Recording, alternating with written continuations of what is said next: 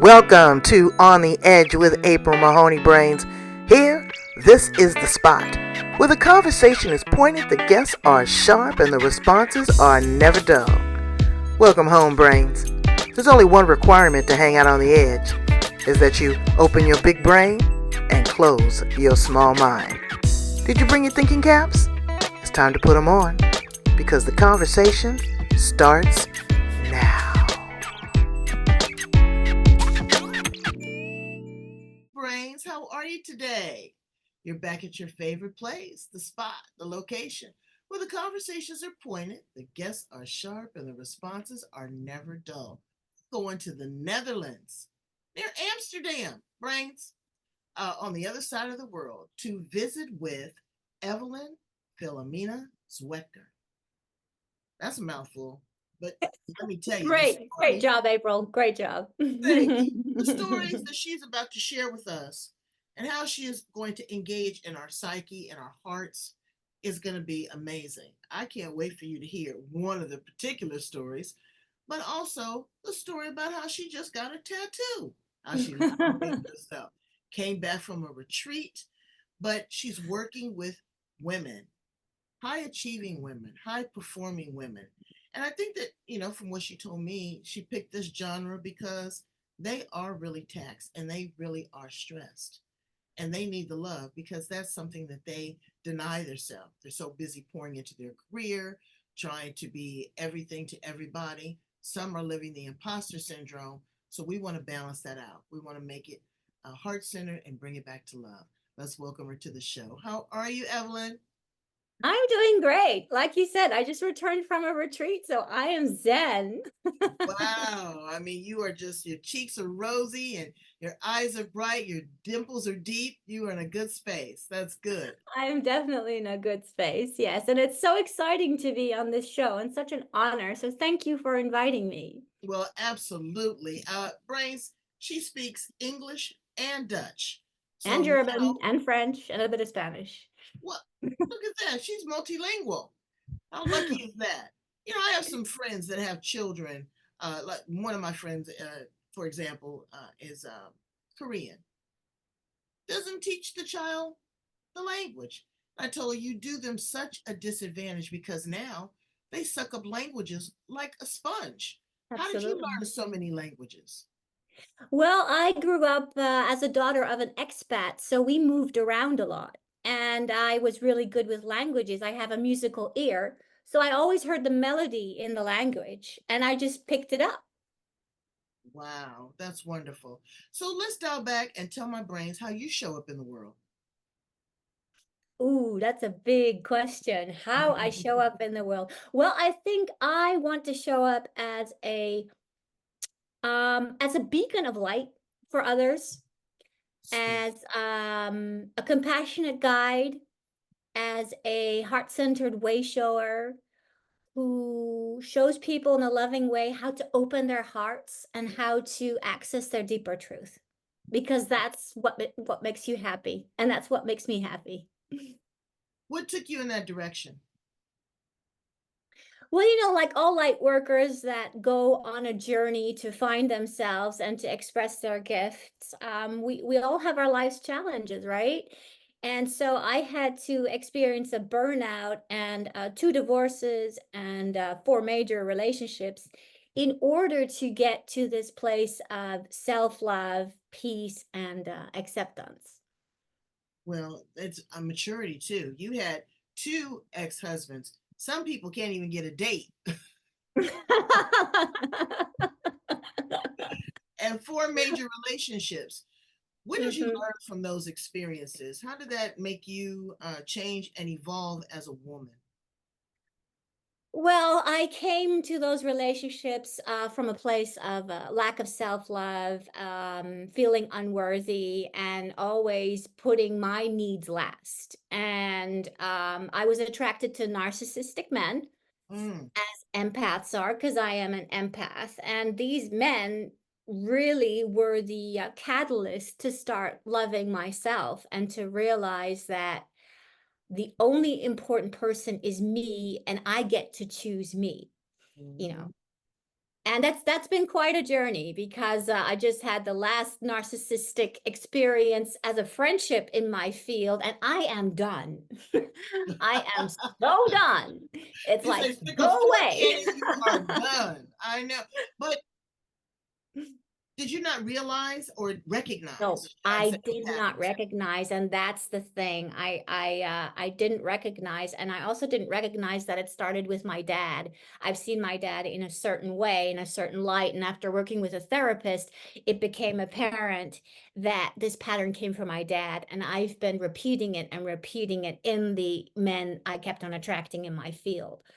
And that was the way for me to, the way towards self-love. Yeah. What was your career prior to your Prior career? to my awakening and prior to my business, I've had a lot of jobs because I like to experience life. But my best job was working as head of an American exchange organization in Amsterdam. And I led the office in Amsterdam, and I was in charge of those students from A to Z, from housing to excursions to the educational program. And I loved it, but I really worked my ass off, and I got a burnout because of the work, but also because I was going through my first divorce. Yeah. Wow. Wow. Yeah, working with young people can drain you. Oh yeah, absolutely. And they were very needy. So they were the millennials that were attached to the hip with their parents. So they would always call their parents. And yes, something I was very kind of taken aback by because I grew up with my parents always far away. They were always in a different Right. country. And so having this very close relationship with your parents can be good, but can also be very stifling and prevent you from growing up. Well, it does, and then they want to interject and everything, and they're the enablers. They do not allow you to make the mistakes in your life. Exactly. Exactly. And the parents, they try to, move away all the obstacles for their kids. And then you don't learn. Then you don't learn about life.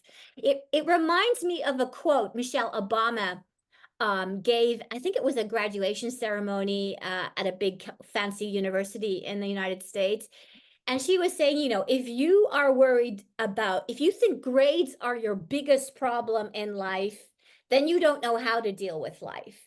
And I think that's very representative of kind of the focus that's attached to achieving high grades and getting all these titles and Right. these status symbols, and forgetting about what life really is. It's about creating a life from the heart that's aligned with you, and that's not aligned with some kind of societal example of how you should be, right? Or becoming a cog in the wheel, or working for a big, what is it, lawyer's firm or multinational, and earning lots of money and buying lots of material things and thinking that's it.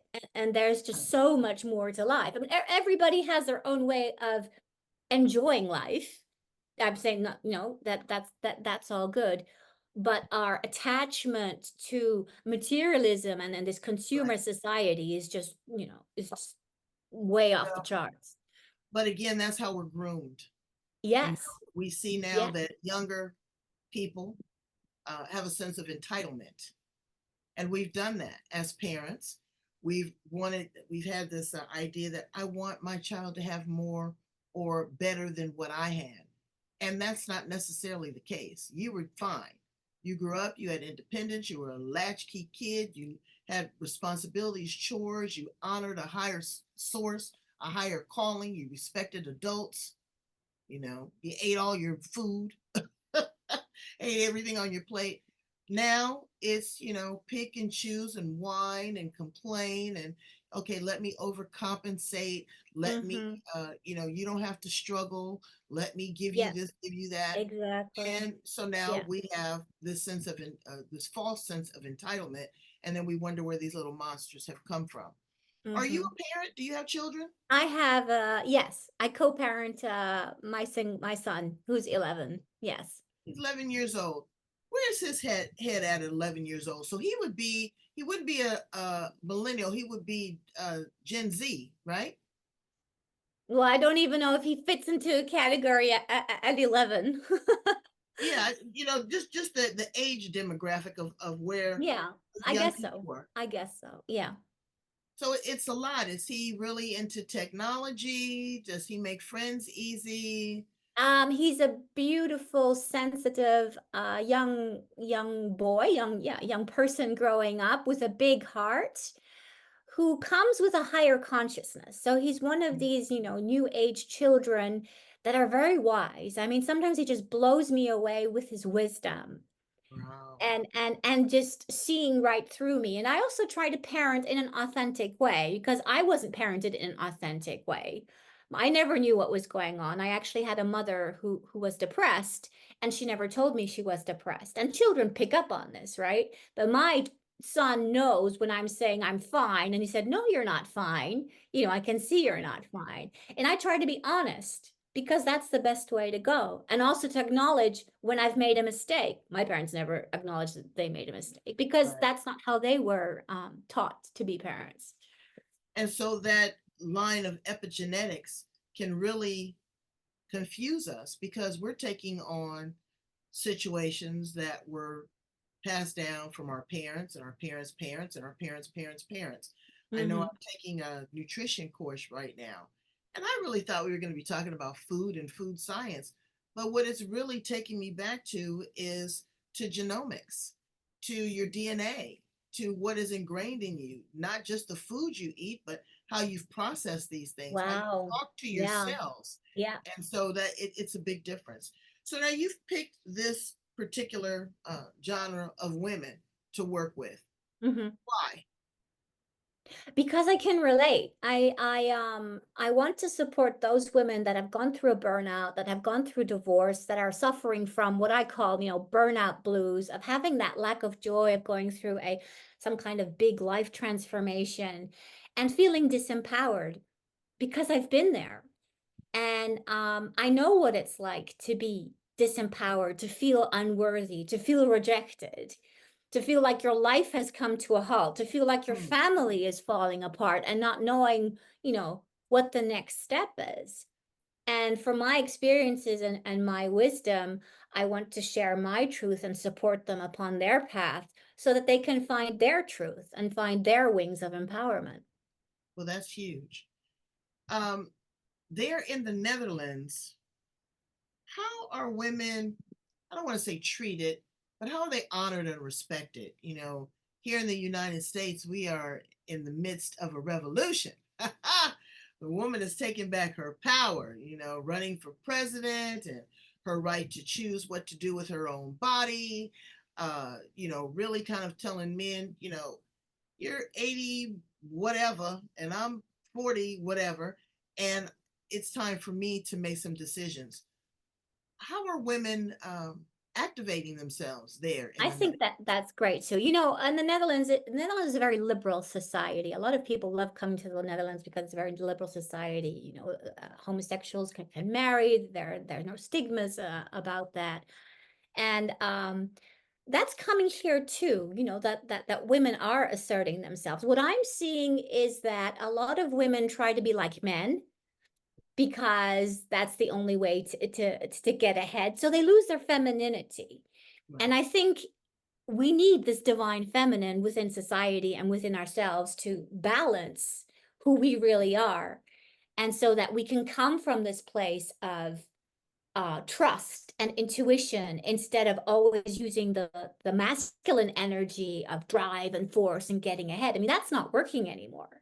And so Mm. we need to get back to that balance. And I think a lot of women are lost, same as men, right? Because they're not in their divine masculine. And this is what we're all witnessing now in this society, that we need to get back to divine masculine and divine feminine. But we're both wounded. Yeah, absolutely, absolutely. You said that beautifully. So you've written an ebook.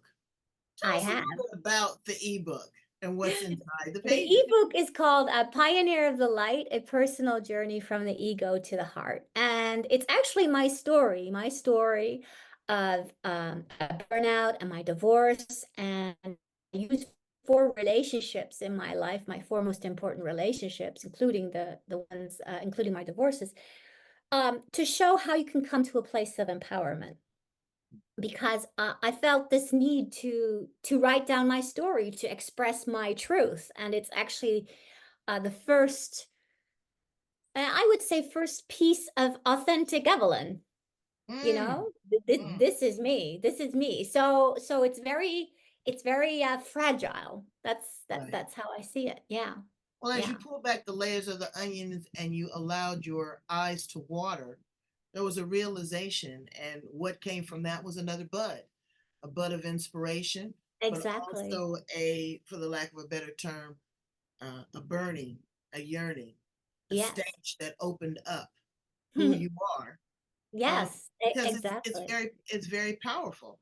You know, a lot of times people are afraid of what they are going to uncover and discover when they Hmm. allow themselves to be vulnerable, when they allow Yes. themselves to have these conversations with self.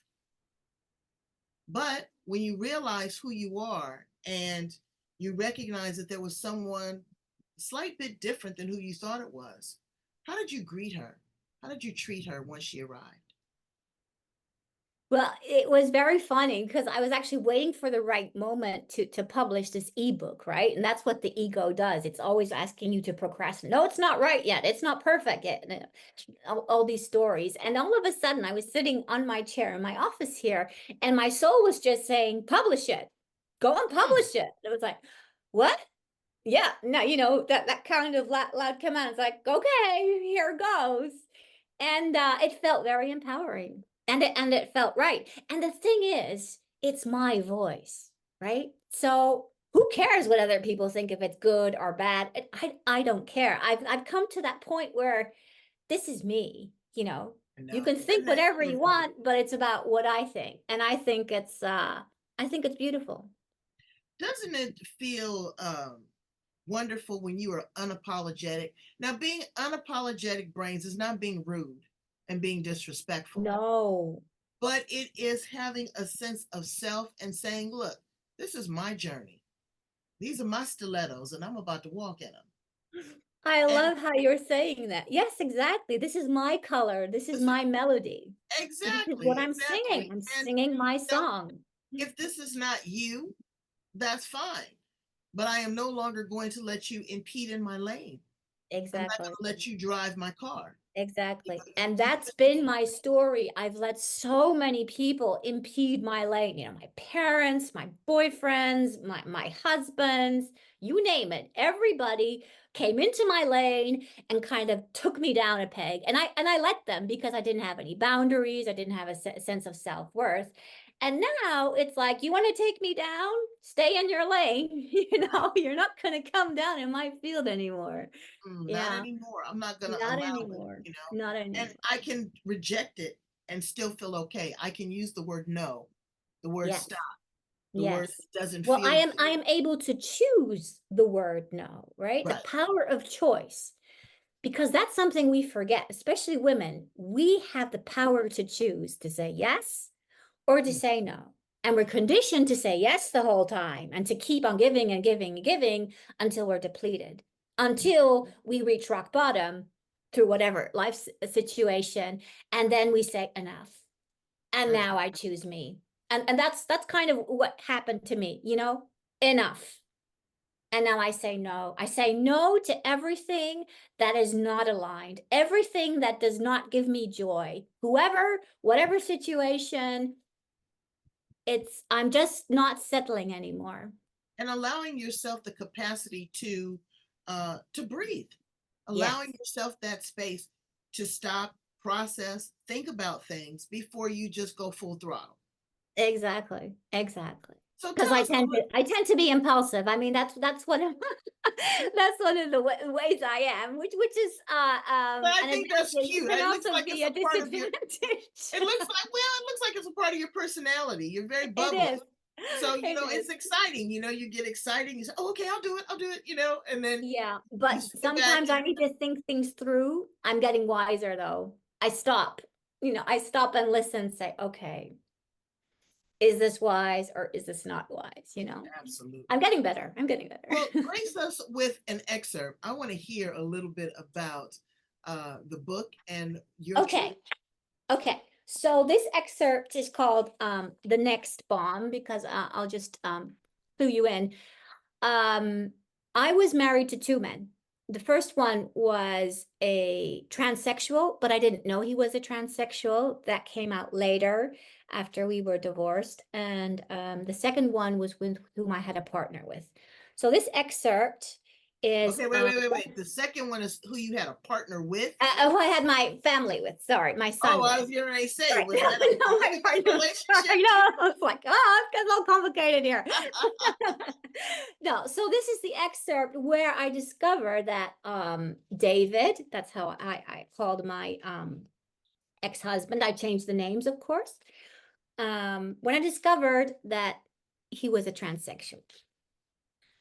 I remember standing in the living room with David, who was half dressed as a woman. He stood in front of me in a short skirt and a blouse. He laughed and said, "I found out I'm a transsexual." Bam! His words made me fall backward. Head, you said what? Transsexual? What the hell does he mean? Aren't those the weird people who hang out in weird bars? Drag queens? My head was ringing. I felt nauseous. The picture-perfect image of my husband shattered right then and there. I thought, who are you? Who is this person I've lived with for almost 10 years? I don't know you anymore. A life-changing transformation, such as a divorce, affects everyone differently. But the fact is that it brings you to your true core. For David, the true core was his womanhood. During our marriage, I always felt a kind of undercurrent in him, something I couldn't pinpoint, but blamed myself for. As a result, I always tried to be the sunshine in the house, even if I didn't feel happy. The fact was, I had done nothing wrong. The problem was David. The undercurrent I felt turned out to be his gender dysphoria. This implies that you have a strong dissatisfaction with the gender you were born with. Eventually, David wanted to be a woman and turned into Davina. Wow. How did that? Well, again, you came to the realization that it wasn't about you. No. It was about David. Yeah. Are you friends with David now? No, I was friends after we got divorced. He actually moved really close to me in another city when I moved from Haarlem to Nijmegen, which is where I'm now. And I decided I didn't want him in my field anymore. You know, it's done. Cords are cut. Too much history, too much energetic interaction, and I felt deep in my heart he needs to stay out of my field. Yeah. Too much estrogen. Yeah, too much estrogen. Yeah. You know, he actually turned, or she, I might say, turned into a beautiful woman. Such a beautiful woman that you think, my God, you're more beautiful than I am. You know, kind of this jealousy coming up. It's like, you're taking my place as a woman. That was kind of the reaction I also had. It's like, damn it, you're also taking that place. Right. You're moving really into my lane. Exactly. Yeah. Was that hard for you to process Yes. for a long time? Did you feel Yes. like, It well, I know was that it you was feel like it was everybody, traumatic. It was traumatic. I had no idea how traumatic it was until I started dancing the five rhythms. Are you familiar with the five rhythms? It's a dance meditation developed by Gabriella Roth. And it's a way of dancing the deeper layers within yourself. And my dance teacher at a retreat, she felt my arm and she said, "There's no energy in your arm." You know, it was completely numb. wow. And I had no idea. And that was from the divorce. But Wow. I was a person who didn't have my own identity at that time. So I put my husband on a pedestal, Right. right? And I was doing really well in my job, and I didn't see that. And he was not doing well in his job. He was a China expert, and he wanted to set up his own company in China, although he had no experience whatsoever, and that didn't work out. But I kept on giving my power away to him, and I didn't know that. That was just the pattern I was used to with men. Yeah. As you being the owner of Heart Essence Coaching, how do you Mhm. help your clients return to love and reconnect? Well, as it already says in the name, the heart essence is what makes up who we are, love. And our heart essence is beautiful and vulnerable and pure, but it gets convoluted by conditioning, by our beliefs, our negative beliefs of unworthiness, of our past experiences. And I help women to reconnect to the truth of who they are. I help them, first of all, to see who they're meant to be by looking at their soul contract, which is a spiritual roadmap to their true essence. And I tune in to where they are in their lives, and intuitively, I know how to help and heal them. I have various techniques, inner child techniques, healing techniques, heart healing techniques, and I help them to rediscover who they are and what they really want out of life. Wow. And also too to dispel any negative energy and self-hatred and the negativity and the neurolinguistic programming, that constant barrage of negative things that we say to Exactly. ourselves. Exactly. And all of this keeps us from our joy, right? Because joy is the highest level on the consciousness scale. It's higher than love. That's what a friend of mine told me. I thought, wow, that's amazing. And if you think about it, we are nothing without joy, right? Without joy, we're in fear. We're shut off from source because source energy is joyful. That's what makes us want to go and create. I mean, it's creation, and we're part of the divine. Yeah. And we mustn't forget that. I can see it being a notch above love because you have to be able to have the acceptance as well as give the love to receive the frequency of happiness. And in there, there's gratitude. So, with Yep, that recipe of love and gratitude, you seek out and you find the joy, the happiness that you've always absolutely. been looking Yeah, for. But yeah, happiness is a high. Happiness is a drug. And I tell people all the time, it can be like cocaine or ecstasy. yes, It can really take you yes. there because people are always chasing that high. What is the Hmm. next new shiny object that's going to make me Yes. happy?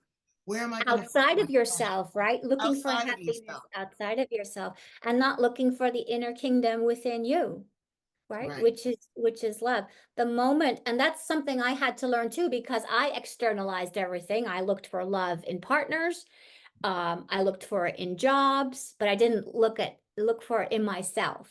Mm, And so life took all these illusions away from me. That's how I see it.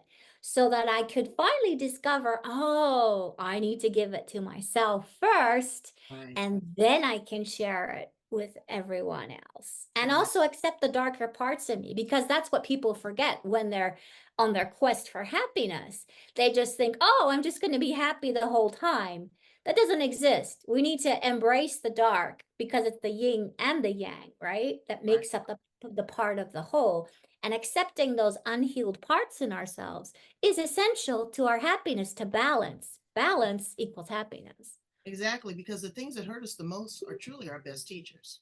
Yes, You know, they are. yeah, you don't know the good without the bad. That's So true. you have done something very liberating on your last retreat. You got a Yes, I tattoo. did. I did. I got a butterfly tattoo. I want to show it. Yeah, I'll show it Look here. at Okay. that. Here Look we at her. go. What is the significance? Why did you do that at this particular point in your I life? had What no did it mean? plan. This was not planned. This is something that life invited me to do. There was always a deep desire within me to get this, but there was also a fear. I don't want to go through the pain, of getting the tattoo. So I would get stickers. When my son was small, there were these stickers they were selling at the supermarket, and I would stick it on and it would fall off again. So I had my tattoo in that way. And the funny thing is, I end up at this retreat, and I speak to a like-minded spirit, and she's a mermaid, and I'm a mermaid too. We love the water. And Hmm? she says, "Oh, I'm going to do a mermaid reading for you." I thought, "Oh, great. I love readings." And from that reading, it became apparent that I needed to express my authenticity. So I needed to express my identity. And then the subject of the tattoo came up. And that same afternoon, we go to Valencia, which is where the retreat was held, and we stumble across a tattoo shop, the first shop, right? Wow. Incredible. So I go inside and I inquire, and they say, yes, you can get a tattoo. But I said, well, can I go swimming? No, you can't. I said, okay, I'll postpone it until Saturday. So Saturday, I get this tattoo, but there's a whole pilgrimage beforehand because I have to travel an hour back and forth to get the special cream from this retreat I'm Oh, at. wow. It's 41 degrees, like 95 Fahrenheit. So Mm. I'm sweltering in this heat. I miss my train, wait an hour to get the train. My phone dies. I need to go to the toilet once I go to the station. I'm able to plug into my phone in the socket that's at the toilet. Spanish toilet's really practical, right? And I take the wrong exit because I'd only been there once with that friend, and this time she'd already moved on to a new destination. And my intuition said, no, no, no, it's the wrong way. So I switch on Google Maps. And then within an hour, I arrive kind of completely slumped in the chair and in a state of surrender, saying, okay, whatever, just do it. All the ego fears were gone because my head had been battling with me the night before and the morning. Are you really going to do this? You might faint and all of this. And there was this determination inside of me. It's like, I'm going to do this. I don't care. Every obstacle that was in my way, I just overcame. And it didn't hurt. The best part Wow. is it didn't hurt. And it felt as if he was creating a masterpiece. I could hear him, with this machine going and everything. And I didn't look because I thought that was a bit creepy, but I could feel him creating this masterpiece. So it was amazing. It was And amazing. where And you I have felt it so placed, empowered. and where you had it placed, significantly placed, is near your heart. Yes. Yes. And the butterfly is liberation. And this year, I choose a word for every year, is liberation. And that's just been Mhm. so apparent in all aspects of my life. So I it's know. it's it's amazing. Yeah. My word this year was courage. And Wow. I thought that I had a lot of courage, but there were some things that I needed to, that I needed to address, that I needed to be courageous. And I also needed to be courageous enough to surrender. Yes. You Yes. It takes courage to surrender. Absolutely. to surrender. Yeah. It really I does. can I had to surrender because I could have quit. I said, okay, I'm not going to do this. I'm going to wait until I'm in the Netherlands. That was one train of thought. Right. And then somebody said, yeah, but isn't it a great story to tell? I went to Valencia and I went to a yoga retreat and I got a tattoo. Right. Right. Right. Right. Right. What are some of the things that you walked away with outside of the tattoo at the retreat? I realized the importance of being in the now. We are so busy always thinking of what's going to happen or of the future or of the past. And it's all about being in the now, right? And once you're in that state of the now, there's this peace because the now continues until tomorrow. It's the now and the day after. And it just made me realize how often I am not in the now and how I can kind of, pull back from being in the future and just putting myself here and saying, okay, everything's okay. I'm in the now. At this retreat, I also did a systemic constellation. I don't know if you've heard about this way of healing where you ask people to represent you and they start creating the issue within the energy. Mm. And so I asked somebody to be my father because I was healing the father wound of narcissism. And it was just beautiful. So what I took away from that is that was the child I was Wow. asking for support from my dad. And I was able to walk into the future with trust because trust was also a part of this. My inability to trust men because of all the relationship, the learning relationships I've had, nothing's really bad. And I just walked hand in hand with trust into the horizon. Wow. And that was the mature woman who is not dependent on the father anymore. Mm. And So really, that is the first male figure that a young girl falls in love with or Yes. wants to fall in love with Yes. is And puts the on a father. pedestal, right? Absolutely, Yeah. is the father figure. And then when you come home and you find that the one that you've entrusted to hold that role is now in a skirt and a blouse, that'll blow your mind. You're like, whoa, Oh God, yeah. and then Yeah. you go into another relationship and that doesn't fear out. And then you have to raise a son.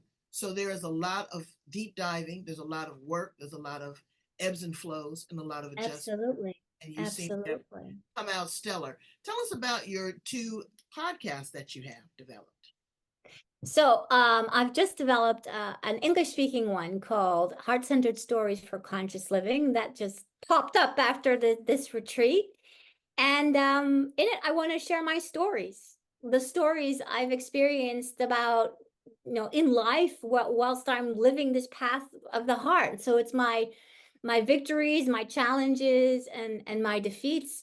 And what I want to do with this podcast is inspire, uplift, share my wisdom, and share my joy. And the other one is the Dutch version of that, called Pioneer of the Light. And that's the Dutch version where I go more into the themes that I address within my ebook. Yeah, the ego is the gateway to the soul. People don't realize that. And a lot of times the ego gets a bad rap. I work with an ego coach, and let me tell you, she is amazing. And it's not about bolstering the ego, it's about positioning it. It's about Mhm. loving it. It's about Yes. supporting it. It's about Yes. equipping it and giving it what it needs, Yes. but allowing you to be able to dissect and discern other people's egos and feed it where it needs. You know, uh, for example, Mm. if you had have known or had a strong inkling that your spouse had these, different thoughts, and Mhm. you might have been able to support yourself and him in a different kind of way. But it's the Yes. hiding and it's the keeping of the secrets that It's the may, fear. It's the fear, yeah. right? And I mean, that's a big fear. How do you tell a woman that you've loved and married and been with all this time that, you know what, hey, I want to be like you? Yes. It's Yes. And very I can different. see that in hindsight. And I wrote about that also because, in hindsight, I have a more compassionate view now Right. that he also had his fears of disclosing who he was and he didn't want to lose me.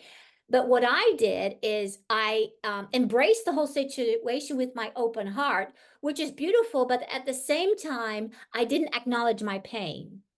Mhm. I said, oh, yeah, this is your path. I can see this is right for you. That's fine. You go ahead, dear.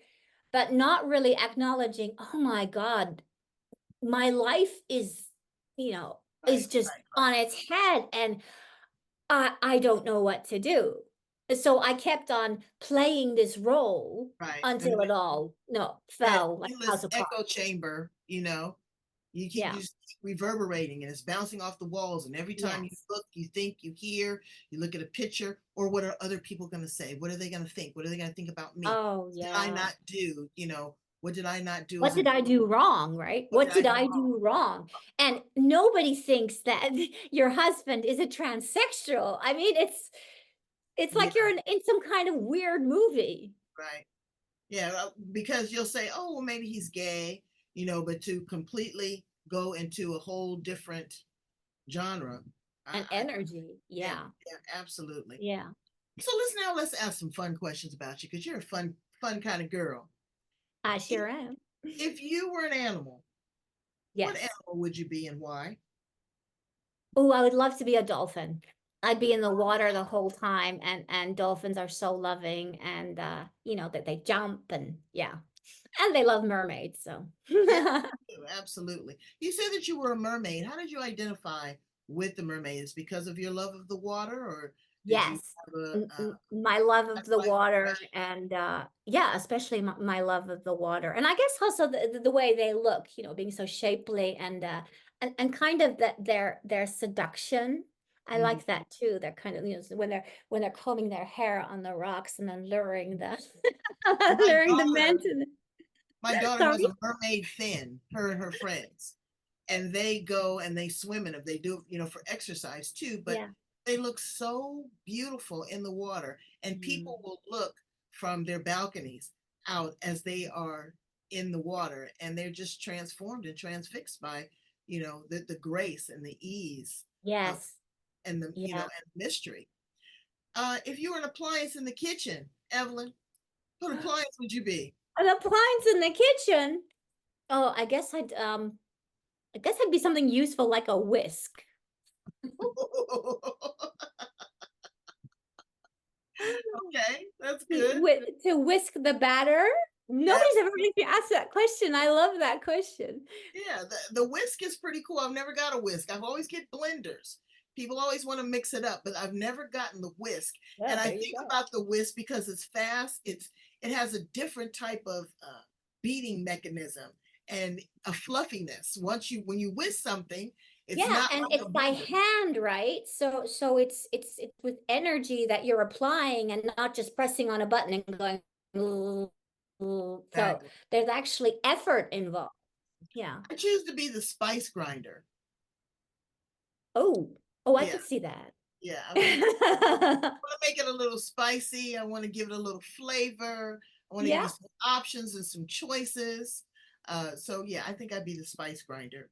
If you could time travel, and go to the past, stay here in the present, or project to the future, where would you land? Ooh, I think I'd like to land in the future. Mhm. And I'd like to land in the new earth. So where we've all opened up our hearts, where we've all awakened, and we're all living from that higher level of consciousness and transforming the planet, and where animals and people and angels and guides are all living together in harmony. That's a beautiful place. Yeah, I think I want to go to the future as well.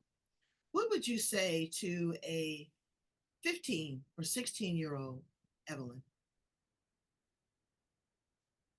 I would tell them to be true to themselves and to always speak their truth. Yeah. Even at an early age, at 15 or 16, you would allow Yes. them the space, Yes. the liberty to speak the I truth. think the earlier you start with that concept of you are worthy to be seen and heard and your voice matters, you can't start early enough. I mean, we're not conditioned with that, right? When I grew up, I wasn't conditioned with you are worthy to be seen and heard, and you are loved beyond measure, and Right, I well, we want were to hear what you're suppressed. saying. Right, a child should be seen and not heard, and don't, Exactly. do what I say and not as I And do. do what I say. And also society, right? Do what I say. Don't question. Just keep on following the matrix and don't follow your own melody. Exactly.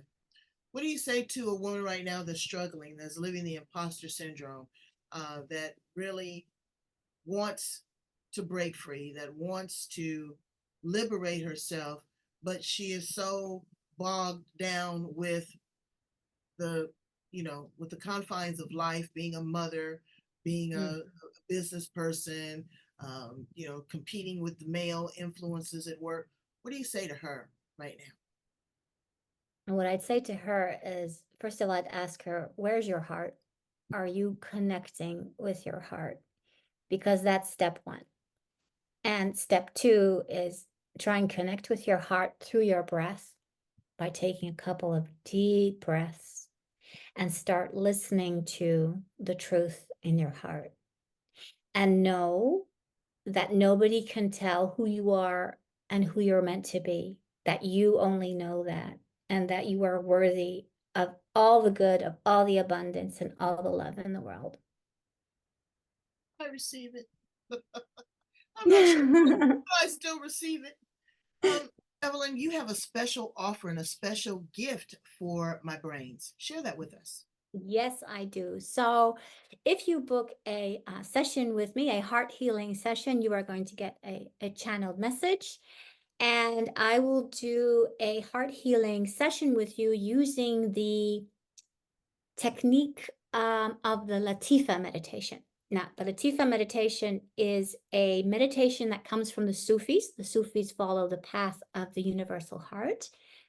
And this combines breath and touching 7 areas of consciousness on your body and combining them. And what it does, it creates consciousness within those areas and starts healing those places that do not have consciousness. So it's a beautiful, loving way to find out what's actually going in your inside of you and to become an anchor of inner peace. It really helped me through my divorce. So I absolutely recommend it. And that's now for 97 euros. And I'm also offering a group session. So people who want to do this in a group, you can join for 34 euros. Wow, that's amazing. And that would be really powerful to share with your sisters, to Yes. be able to connect with them in a heart center kind of way. Get to know Yes, them like you've never known them before and allow them to know themselves. So thank you so much exactly. for that offer. That's amazing. Exactly. You're very welcome. Take advantage of it, Brains. And what do you want your legacy to be, Evelyn? How do you want to be remembered? I think I want to be remembered as a person who definitely made an impact on the world by living in a heart-centered way and helping the planet to evolve by increasing consciousness and opening hearts and being a leader of the new earth. Yeah. I admire you. It's taken a lot of courage to rebound. You're doing a wonderful job and it shows. It's Oh, just thank you. it's radiating in your soul. Please tell my brains how to get in contact with you, to download a copy of the ebook, and to connect to the podcast in Dutch or in English. Okay, Rains. First of all, thank you for watching. So you can find me on Facebook or on Instagram. You can send me a direct message or send me an email at evelynsheartcoaching72@gmail.com. You can purchase my ebook for €5, also on one of those links, which are mentioned on Facebook and on my site, Heart Essence Coaching Facebook page. There's no website yet because it's all in the make and everything's new. So just have to be patient for We'll that. have emails. We'll have a way to definitely connect with you. And once that website is ready, you will share that with us. But brains, don't let that stop you. Don't let that be another barricade. Don't let that be another excuse, Exactly. another boundary or Exactly. blockage to encapsulate you in this capsule called fear. Because fear is a liar. It is a false expectation appearing real. It is a boundary, however. I get it, because you have to stop, you have to process, you have to think, but don't let that fear again hold you back from being the best version of yourself. Thank you so much. Yeah. I appreciate you. I really do. Brains, go in, love, Thank you like, so much. share, and subscribe. Love, like, share, and subscribe to my podcast as well as Evelyn's. Open your heart and open your ears. You may hear something different. Thank you so much, Evelyn, for being here today. You're the best. Thank you so much, April. Bye-bye, brains. Bye.